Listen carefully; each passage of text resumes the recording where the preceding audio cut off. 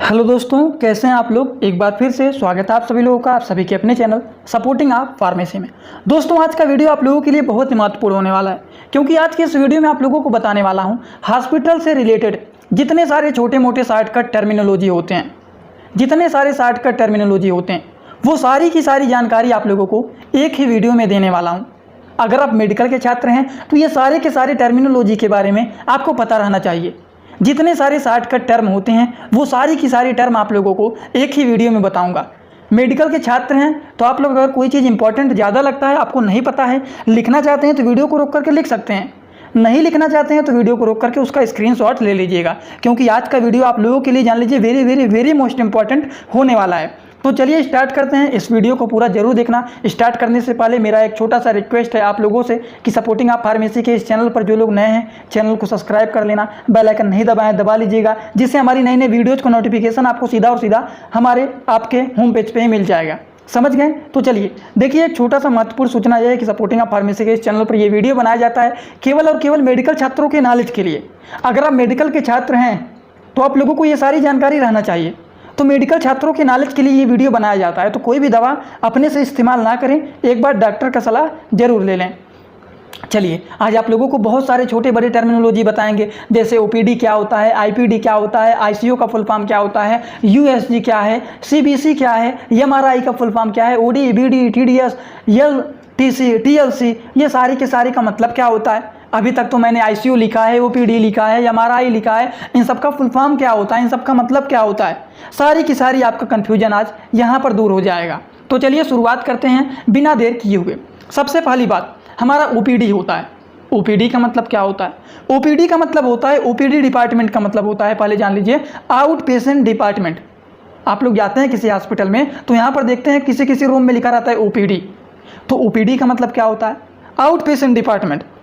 जैसे कि मान लीजिए यहाँ पर एक छोटा सा हॉस्पिटल है, ठीक, यहाँ पर डॉक्टर बैठे हुए हैं, ठीक, यहाँ पर एक रूम है, डॉक्टर बैठे हुए हैं और यहाँ पर बाहर लिखा गया है ओपीडी, ओपीडी लिखा गया है। अब यहाँ से पेशेंट आएगा तो ओपीडी में क्या होता है? ओपीडी में यही होता है कि यहाँ पर डॉक्टर बैठे हुए हैं, आप आएँ, अपने बीमारी को बताएं और दवा को लेकर के चले गए। समझे कि नहीं? पेशेंट आया, अपने बीमारी को बताया डॉक्टर से और दवा को लिया और चला गया। तो ये होता है हमारा ओपीडी डिपार्टमेंट, जिसको शॉर्ट वर्ड में ओपीडी बोला जाता है। शायद जो लोग को नहीं पता होगा वो जान लीजिए। ओपीडी का मतलब होता है आउट पेशेंट डिपार्टमेंट, कि पेशेंट आया हॉस्पिटल में, अपने बीमारी को बताया, दवा लेकर के चला गया घर। लेकिन आईपीडी का मतलब क्या होता है? आईपीडी का मतलब होता है इन पेशेंट डिपार्टमेंट। मतलब पेशेंट आया हॉस्पिटल में भर्ती है और वहीं पर उसको दवा दिया जा रहा है, वहीं पर दवा उसको हॉस्पिटल में ही चलाया जा रहा है। इन पेशेंट का मतलब होता है अंदर, डिपार्टमेंट के अंदर ही मरीज का इलाज हो, हॉस्पिटल के अंदर ही मरीज का इलाज हो, वो हमारा होता है आईपीडी। ओपीडी का मतलब होता है दवा को लिया और चला गया घर पे, अपना दवा को खाएगा, ठीक हो जाएगा, ये हमारा आईपीडी ओपीडी होता है। आईसीयू का मतलब होता है इंटेंसिव केयर यूनिट। एनआईसीयू का मतलब क्या होता है? न्यूनेटल इंटेंसिव केयर यूनिट होता है। आईसीसीयू क्या होता है? ये हमारा इंटेंसिव कोरोनरी केयर यूनिट होता है। तो इनकी ये सारे के सारे चीज़ों का ये फुल फॉर्म होता है। कभी कभी मान लीजिए कोई मेडिकल से रिलेटेड आप एग्जाम दे रहे हैं तो इनका फुल फॉर्म ही पूछ लेता है। ओपीडी का फुल फॉर्म क्या है, आईपीडी का फुल फॉर्म क्या है, आईसीयू आप लोग सुनते हैं कि आईसीयू में भर्ती हैं, आईसीयू में भर्ती हैं, तो आईसीयू का मतलब क्या होता है? इंटेंसिव केयर सर्विस यूनिट हो गया, ठीक। तो ये इनके दोस्तों होता है फुल फॉर्म। समझ गए आप लोग? अब इसमें किसी को कोई डाउट नहीं होना चाहिए। तो चलें आगे कुछ और टर्म जान लेते हैं। अगला जो टर्म है वो है बीपी। बीपी का मतलब तो सब जानते हैं। आई होप यहाँ पर ऐसा कोई स्टूडेंट नहीं होगा जिसे बीपी का मतलब नहीं पता होगा। ब्लड प्रेशर होता है। और बीपी का क्या होता है? बीपी का मतलब होता है ब्लड प्रेशर। और एक बात और बता देता हूँ, थोड़ा सा यहाँ पर छोटा सा बता देता हूँ कि मान लीजिए जैसे बीपी का फुल फॉर्म होता है, क्या होता है? Blood pressure. अगर मान लीजिए ब्लड प्रेशर बढ़ जाता है तो उसे हम लोग क्या कहते हैं? उसे हम लोग कहते हैं हाइपर टेंशन। अगर किसी का ब्लड प्रेशर बढ़ जाता है तो उसे हाइपर टेंशन कहते हैं। लेकिन वहीं मान लीजिए किसी का ब्लड प्रेशर घटा हुआ है तो उसे हम लोग क्या कहते हैं? उसे हम लोग कहते हैं हाइपोटेंशन। तो हमेशा आप याद रखना, अगर कहीं पर हाइपर टेंशन आ जाता है कि उसको हाइपर टेंशन हो गया है, मतलब उनका ब्लड प्रेशर हाई हो गया है। अगर किसी को कोई कह रहा है कि उनको हाइपोटेंशन हो गया है तो इसका मतलब होता है उनका ब्लड प्रेशर लो हो गया है, उसी को बोलते हैं हाइपोटेंशन। तो ब्लड प्रेशर से रिलेटेड दो बातें आपको और बता दी हैं। बीएसएफ का फुल फॉर्म क्या होता है? तो BSF का फुल फॉर्म होता है, आप BSF मत समझ लीजिएगा आर्मी वाला, वो नहीं होता है। BSF का मतलब होता है ब्लड शुगर फास्टिंग। USG का मतलब होता है अल्ट्रासाउंड सोनोग्राफी। CXR का मतलब होता है चेस्ट एक्सरे। CBC का मतलब होता है कंप्लीट ब्लड काउंट। और कंप्लीट ब्लड काउंट का CBC का रिपोर्ट कैसे देखा जाता है, इसके बारे में मैं वीडियो बना चुका हूं आप लोगों के लिए। जो लोग देखे हैं उन्हें याद होगा, जो लोग नहीं देखे हैं दोस्तों जा करके देख लेना। क्योंकि अगर मान लीजिए ब्लड से रिलेटेड कोई दिक्कत आता है, कोई एलर्जी हो गया है, तो कंप्लीट ब्लड काउंट का एक टेस्ट कराया जाता है जिसे CBC टेस्ट बोला जाता है। तो हमेशा डॉक्टर बोलते हैं CBC टेस्ट करा लीजिए, CBC टेस्ट करा लीजिए। तो CBC का मतलब क्या होता है, इसका फुल फॉर्म क्या होता है? इसका फुल फॉर्म होता है कंप्लीट ब्लड काउंट। समझ गए आप लोग? और TLC का मतलब क्या होता है? TLC का मतलब होता है टोटल लंग कैपेसिटी। मतलब टोटल लंग का कैपेसिटी क्या है वो देखा जाता है यहाँ पर। उसके बाद CXR का मतलब तो जान ही लिए आप लोग कि चेस्ट का एक्सरे कराया जाता है। तो आप कोई भी पर्चा लेते हैं, जैसे मान लीजिए डॉक्टर के पास गए, हमारे चेस्ट में ये दिक्कत है, हमारे यहाँ पर ये दिक्कत है, तो डॉक्टर क्या करते हैं, सनासन CXR लिख देंगे, CBC लिख देंगे, छोटा छोटा लिख देते हैं वहीं पर। तो आप लेकर के जाते हैं। अगर मान लीजिए आप ऐसे ही दवाइयों को लिखा जाता है, ऐसे ही शॉर्टकट वर्ड में दवाइयों को भी लिखा जाता है कि लोग कहते हैं कि आखिरकार डॉक्टर कैसे लिखते हैं, डॉक्टर का भाषा हम समझ नहीं पाते हैं, लेकिन मेडिकल स्टोर वाले फार्मासिस्ट लोग समझ लेते हैं। क्यों? क्योंकि ये टर्मिनोलॉजी पता रहता है उनको। जैसे कि कोई भी दवा लिख देंगे, PCM लिख देंगे, उसके बाद TAB लिख देंगे, SYP लिख देंगे, CAP लिख देंगे। तो टैब का मतलब क्या होता है, SYP का मतलब क्या होता है, CAP का मतलब क्या होता है, INJ लिख देंगे, मतलब इंजेक्शन होता है। तो ये सारे के सारे टर्मिनोलॉजी होते हैं जो कि आप लोगों को पता रहना चाहिए। और इसीलिए मैंने सोचा आप लोगों के लिए कि एक ही वीडियो बनाऊं जिसमें हर एक चीज़ आपको बता दूं। और आज आप लोग का ये पूरी की पूरी डाउट क्लियर करके ही जाऊंगा। बस आपको काम यही करना है कि एक बार इस वीडियो को पूरा देख करके ही जाना है। मेडिकल के छात्र हैं तो ज़रूर देख करके जाना, क्योंकि सारे डाउट आपका यहाँ पर आज क्लियर होगा। समझ गए? तो अगर कहीं पर लिखा गया है BSF मतलब blood fasting, sugar fasting, USG का मतलब होता है अल्ट्रासाउंड सोनोग्राफी, CXR लिख देते हैं मतलब चेस्ट का एक्सरे कराना है, CBC लिखा गया मतलब कंप्लीट ब्लड काउंट का टेस्ट कराना है, जैसे CBC टेस्ट लिख देते हैं तो कंप्लीट ब्लड काउंट का टेस्ट कराया जाता है। TLC लिखा गया है मतलब टोटल लंग कैपेसिटी होता है इसका मतलब। समझ गए आप लोग? चलिए आगे बात करते हैं कुछ और टर्मिनोलॉजी के बारे में। जैसे कि लिख देते हैं TEM। TEM का मतलब होता है टेम्परेचर, टेम्परेचर हाई है कि टेम्परेचर लो है, उसको जानने के लिए TEM लिखा जाता है। PR का मतलब होता है पल्स रेट, पल्स रेट कितना है पेशेंट का वो देखा जाता है। RR का मतलब होता है रेस्पायरेशन रेट, रेस्पायरेशन रेट कितना है। HR का मतलब क्या होता है, हार्ट रेट होता है। वो HR की बात नहीं यहाँ पे किया जा रहा है जो इंटरव्यू लेते हैं, किसी भी इंडस्ट्री में जाते हैं तो कहते हैं HR आएंगे अभी आपका इंटरव्यू लेंगे, HR के पास रिज्यूम जमा करना है, तो वो वाला HR यहाँ पे नहीं लिखा गया है। HR का मतलब होता है हार्ट रेट। समझ रहे हैं ना, हार्ट रेट कितना है, हार्ट रेट के बारे में पता लगाइए। BT का मतलब क्या होता है, ब्लीडिंग टाइम होता है। CT का मतलब होता है क्लॉटिंग टाइम। समझ गए आप लोग? इतना टर्मिनोलॉजी आप लोग को समझ में आया कि नहीं? चलिए आगे बात करते हैं। अगला जो टर्मिनोलॉजी है यही आपको बता रहे थे। कोई भी दवा लिख देंगे, दवा के आगे CAP लिख देंगे, दवा के आगे TAB लिख देंगे, दवा के आगे SYP लिख देंगे, दवा के आगे ING लिख देंगे, इंजेक्शन के आगे लिख देंगे कि IV लगाना है। डॉक्टर लोग जो होते हैं वैसे इंजेक्शन के ऊपर IV लगाना है कि IM लगाना है वो तो लिखा ही रहता है, लेकिन आप अगर मान लीजिए मेडिकल के छात्र हैं, प्रैक्टिस कर रहे हैं, तो वहाँ पर क्या लिखेंगे, ये इंजेक्शन लगाना है, उसके आगे IV IM छोटा सा लिख देंगे। तो ये बात आपको पता रहना चाहिए कि IM लगाना है कि IV लगाना है। तो CAP का मतलब होता है कैप्सूल, TAB का मतलब होता है टैबलेट, SYP का मतलब होता है सिरप, INJ का मतलब होता है इंजेक्शन, IV का मतलब होता है इंट्रावेनस, मतलब इंजेक्शन को नस में लगाना है। समझ रहे हैं ना? IV का मतलब होता है इंट्रावेनस, इंट्रावेनस का मतलब होता है कि उस दवा को, उस इंजेक्शन को नस में लगाना है। और IM का मतलब क्या होता है, इंट्रामास्कुलर, मतलब इस इंजेक्शन को मांस में लगाना है। एक छोटा सा डाउट और क्लियर करा देता हूँ कि बहुत सारे लोग के मन में रहता है जैसे IV होता है और IM होता है, IM होता है तो ये नस में लगाया जाता है, और जब कोई इंजेक्शन नस में लगाया जाता है तो वो सीधा सीधा हमारे ब्लड में जाता है, और जब ब्लड में जाएगा तो बहुत तेज़ी से अपना एक्शन दिखाता है और मरीज को बहुत जल्दी राहत मिल जाता है। लेकिन IM जब लगाया जाता है तो ये मांस में लगाया जाता है, तो इसका एक्शन उतना तेज़ नहीं रहेगा। IV कितना तेज़ नहीं रहेगा, ये तो सीधा सीधा हमारे ब्लड में जाता है और तुरंत एक्शन दिखाना शुरू कर देता है। और ये IM जो होता है मांस में लगाया जाता है। लेकिन बहुत सारे लोगों के मन में ये डाउट थोड़ा सा कन्फ्यूजन बन जाता है। कैसा कन्फ्यूजन बन जाता है उसको भी दूर कर लीजिए। जैसे मान लीजिए कहीं पर लिखा गया है फॉर इंजेक्शन के ऊपर यूज ओनली IM, मान लीजिए किसी इंजेक्शन के ऊपर लिखा गया है फॉर यूज ओनली IM, मतलब इस इंजेक्शन को मांस में लगाना है, तो आप लोग दिमाग चलाने लगेंगे कि इसको नस में लगा देते हैं और इसका एक्शन जिससे बहुत तेज़ी से होगा और पेशेंट को तुरंत राहत मिल जाएगा। लेकिन ऐसा गलती आपको नहीं करना है। क्यों नहीं करना है? क्योंकि अगर केवल IM लगाने के लिए बोला गया है तो उसको मांस में ही लगाना है। या फिर अगर मान लीजिए लिखा गया है कहीं पर फॉर यूज ओनली, क्या लिखा गया है, IV, तो उसको ये नहीं करना है कि मांस में लगा देंगे, उसको केवल और केवल नस में ही लगाना है। समझ गए आप लोग? लेकिन मान लीजिए वहीं पर कहीं पर लिखा गया है for use only IV dash IM, इसका मतलब क्या होता है? मतलब इस इंजेक्शन को आप नस में भी लगा सकते हैं और मांस में भी लगा सकते हैं। तो कुछ लोग ऐसे होते हैं कि जो कंफ्यूज हो जाते हैं। हमारे सपोर्टिंग ऑफ फार्मेसी के चैनल पर एक छात्र ने कमेंट किया था, क्या IV और IM लिखा गया है तो इंजेक्शन को आधा नस में लगाएंगे आधा मांस में लगाएंगे? तो ये नहीं करना है, या तो नस में लगाएं या तो मांस में लगाएं, दोनों में से एक ही जगह लगाना है और पूरा इंजेक्शन लगाना है।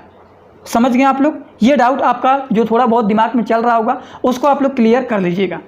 तो ये समझ में आया, CAP का मतलब कैप्सूल, TAB का मतलब टैबलेट, SYP का मतलब सिरप। लास्ट में बहुत इंपॉर्टेंट बात बताऊंगा, आपको सुन के ही जाना है, ठीक? बीच में वीडियो को छोड़ करके आप लोग मत जाइएगा। आज का वीडियो जान लीजिए, आप देख रहे हैं तो बहुत ही महत्वपूर्ण वीडियो आप देख रहे हैं। मेडिकल के छात्र हैं वो देख रहे हैं तो जान लीजिए बहुत अच्छा वीडियो आप देख रहे हैं। ING के मतलब इंजेक्शन, IV, IM, ये सारी बात तो आप लोगों को मैं बता ही दिया हूँ। समझ रहे हैं? तो चलिए अगला बात करते हैं। ये तो आप लोगों को पूरा रटा दिया हूँ, एकदम दिमाग में कहीं भी ऐसा नहीं होगा कि आपको ये बात समझ में नहीं आ रहा है। जैसे कि BD और BID लिखा हो कहीं पर। BD का मतलब होता है दवा को दिन भर में 2 बार खाना है। TDS का मतलब होता है दवा को दिन भर में 3 बार खाना है। OD का मतलब होता है दिन भर में दवा को 1 बार खाना है। QD का मतलब होता है दवा को डेली खाना है। याद रखना, अब दवा को डेली खाना है, ये कैसा दवा होता है? तो आप लोग देखते हैं कि कुछ लोगों को शुगर रहता है तो वो हमेशा शुगर की दवाइयाँ रोज़ खाते हैं, या फिर ब्लड प्रेशर किसी को रहता है तो कहते हैं BP का दवा हम डेली खाते हैं, BP का दवा चल रहा है डेली खाते हैं हम। तो कुछ ऐसी दवाइयाँ होता है कि जो कि डेली खाया जाता है, एक एक टैबलेट डेली खाएंगे वो। QID लिखा गया है, मतलब QID का मतलब होता है दिन भर में 4 बार। SOS का मतलब क्या होता है? जब आपको ज़रूरत हो तब आप लोग उस दवा को खाएंगे। जैसे कि मान लीजिए हम अपने घर पे पैरासीटामॉल रखे हुए हैं, पैरासीटामॉल 1 से 2 पत्ता ला करके रख लिए हैं। अब क्यों रख लिए हैं? क्या हम डेली खाने के लिए लाए हैं? नहीं। जब हमें बुखार होगा, जब हमें फीवर होगा तब हम पैरासीटामॉल का इस्तेमाल करेंगे। इसीलिए इमरजेंसी केस के लिए हम कुछ दवा रखते हैं। सबके घर में सब लोग थोड़ा बहुत अवेयर हो गए हैं, सब लोग कुछ ना कुछ दवा रखे रहते हैं अपने घर पे कि इमरजेंसी केस में काम आएगा। तो इसका मतलब होता है SOS। SOS का मतलब होता है एक ऐसी मेडिसिन जो कि जब हमें ज़रूरत पड़े तब हम उसका इस्तेमाल करेंगे, उसे 60 वर्ड में SOS बोला जाता है। समझ गए आप लोग? तो ये होता है BD मतलब दवा को दिन भर में 2 बार खाना है। TDS का मतलब होता है दवा को दिन भर में 3 बार खाना है। OD का मतलब होता है दवा को दिन भर में 1 बार खाना है। QD का मतलब होता है दवा को दिन भर में, QD का मतलब होता है डेली खाना। QID का मतलब होता है दिन भर में दवा को 4 बार खाना। SOS का मतलब होता है दवा का जब ज़रूरत पड़े तभी खाना है। समझ गए आप लोग? कोई डाउट नहीं होना चाहिए। चलिए आगे बात करते हैं। कुछ और भी बातें जान लीजिए, छोटे मोटे और टर्म होते हैं जो कि आपको जानना पड़ेगा। जैसे कि HS लिखा रहता है, BT लिखा रहता है, इसका मतलब क्या होता है? मतलब सोने से पहले, खाना खाने के बाद रात में लोग सो जाते हैं, लेकिन खाना खाने के बाद सोने से पहले दवा को खाना है।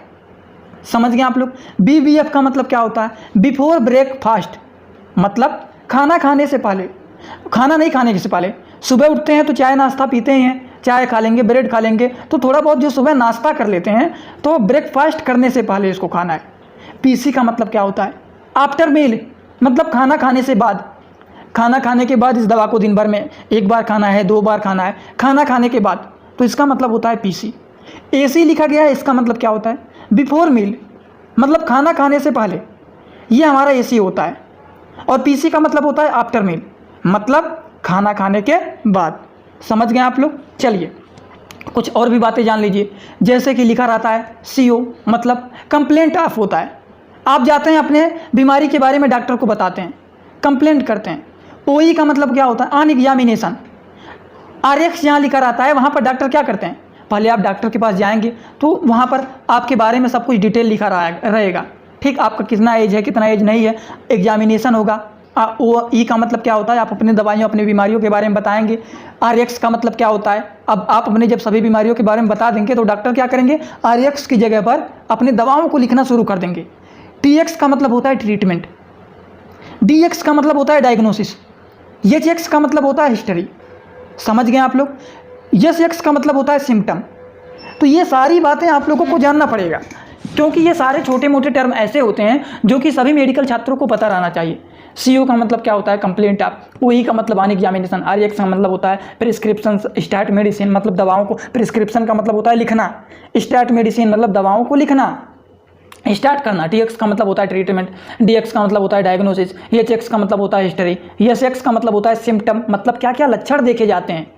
आप कह रहे हैं हमें ये बीमारी है, तो आपको ये बीमारी है, क्या क्या लक्षण आपको दिखाते हैं। मतलब हमें बुखार हुआ है, हमारे शरीर में दर्द है, हमारे पैर में दर्द है, आँख हमारा रेड हो जाता है, हमारे शरीर में पीलापन पड़ जाता है, तो ये सारी बात आपको बताना पड़ेगा डॉक्टर को, क्या क्या दिक्कत हो रहा है, वो होता है सिम्टम। कुछ और भी बातें जान लीजिए, जैसे कि यस, इसका मतलब क्या होता है, साइन एंड सिम्टम। STAT का मतलब क्या होता है, मतलब इमीडिएटली। VS का मतलब क्या होता है, विटाल साइंस। समझ गए आप लोग, ये बातें हो गई। कुछ और भी बातें जान लीजिए, जैसे मान लीजिए बहुत सारी दवाओं के ऊपर लिखा रहता है, दवाओं के नेम के बगल में IP लिखा रहेगा, दवाओं के नाम के बगल में लिखा रहता है BP, दवाओं के नाम के बगल में लिखा रहता है USP। क्या लिखा रहेगा, दवाओं के नाम के बगल में लिखा रहेगा USP। इन सब का मतलब क्या होता है वो भी आप थोड़ा सा जान लीजिए। जैसे कि जो हमारा फार्माकोपिया होता है, फार्माकोपिया जो हमारा होता है, ये 3 प्रकार के होते हैं। एक हमारा होता है IP, दूसरा हमारा होता है BP, और तीसरा हमारा होता है USP। तो किसी भी दवाओं के अगर सामने IP लिखा गया है तो इसका कोई और मतलब मत निकालिएगा। BP लिखा गया है तो ब्लड प्रेशर मत समझिएगा, ठीक, या फिर ब्लड पल्स कुछ मत समझिएगा। USP लिखा गया है तो इसका क्या मतलब समझेंगे, इसका मतलब आपको बताते हैं। अगर किसी दवाओं के ऊपर नाम के बगल में, दवाओं के नाम के बगल में लिखा रहेगा IP, इसका मतलब वो दवा हमारा इंडियन फार्माकोपिया का है। वहीं अगर किसी दवाओं के बगल में BP लिखा गया है तो इसका मतलब वो दवा हमारा ब्रिटिश फार्माकोपिया का है। समझ रहे हैं दोस्तों, इंडियन फार्माकोपिया होता है इसका मतलब, BP लिखा गया है इसका मतलब ब्रिटिश फार्माकोपिया का है। वहीं अगर किसी दवाओं के ऊपर नाम के बगल में USP लिखा गया है तो इसका मतलब यूनाइटेड स्टेट फार्माकोपिया।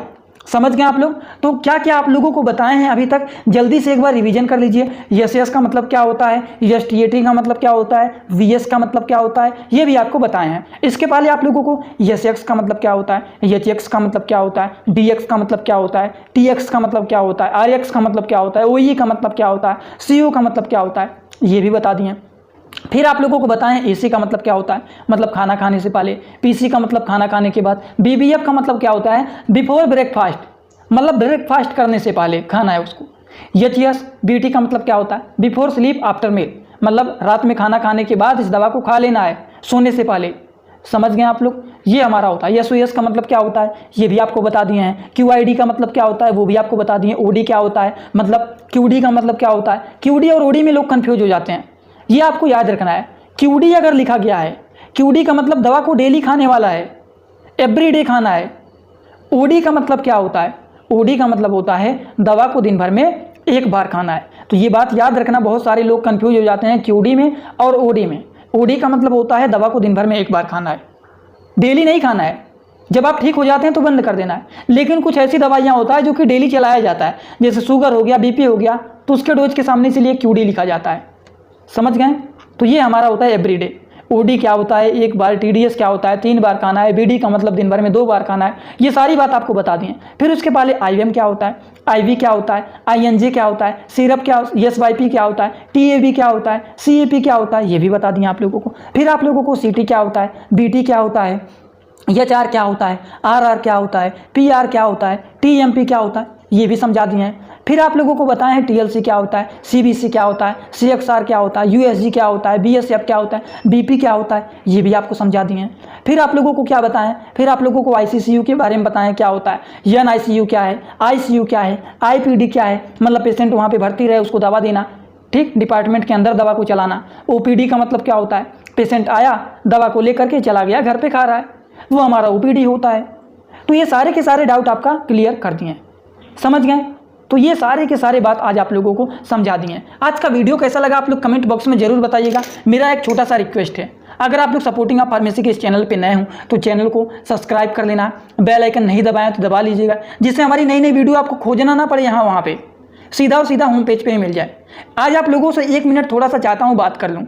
अगर आप मेडिकल के छात्र हैं या फिर मेडिकल के छात्र नहीं भी हैं, आप मेडिसिन से रिलेटेड जानकारी ले रहे हैं वैसे ही, तो कोई बात नहीं, आप लोग को कमेंट बॉक्स में बताना है कि आप मेडिकल के छात्र हैं, कहाँ कहाँ से आप लोग देख रहे हैं वीडियो, किस किस जगह से अपना लोकेशन लिख सकते हैं कमेंट बॉक्स में। और अगर आप मेडिकल के छात्र हैं तो मेडिकल छात्र में किस कैटेगरी के मेडिकल छात्र हैं?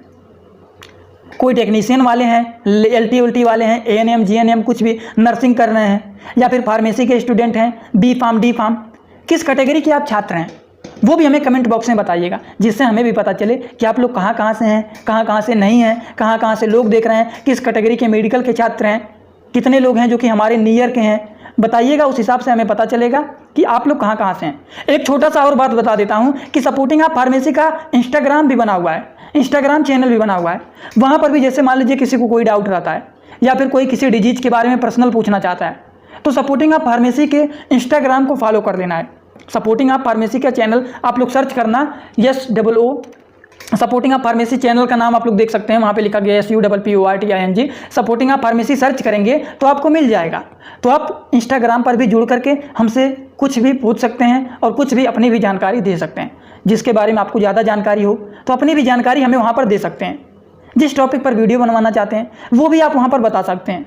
तो हमसे डायरेक्टली कॉन्टैक्ट करना है। अगर आप लोगों को जुड़ना है तो आप लोग सपोर्टिंग ऑफ फार्मेसी के इंस्टाग्राम को फॉलो करके वहाँ पर आप हमसे जुड़ सकते हैं और अपनी बातों को भी बता सकते हैं और हमारी भी जानकारी ले सकते हैं। तो चलिए दोस्तों, आज का वीडियो यहीं पर होता है कंप्लीट। आज का वीडियो कैसा लगा कमेंट बॉक्स में जरूर बताइएगा। आप लोग कम से कम कुछ कमेंट कर देना, जिससे हमें भी मोटिवेशन मिले। Thanks for watching my video. Like comment share and subscribe this channel.